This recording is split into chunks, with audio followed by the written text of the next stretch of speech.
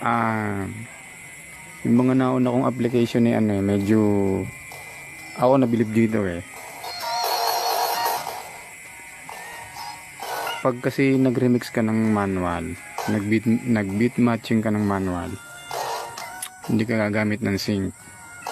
Tinuro ko na yun doon sa nauna kong video. Yung ang ginamit kong application ay yung Chorus DJ.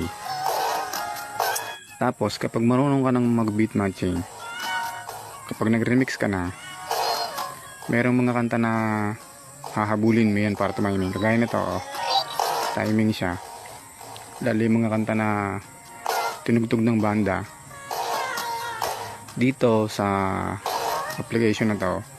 Kaya ako nagtataka, meron akong mga naririnig na remix na kapag akong nag-remix ng kantang yon, hahabulin ko talaga eh. Pero bakit sila walang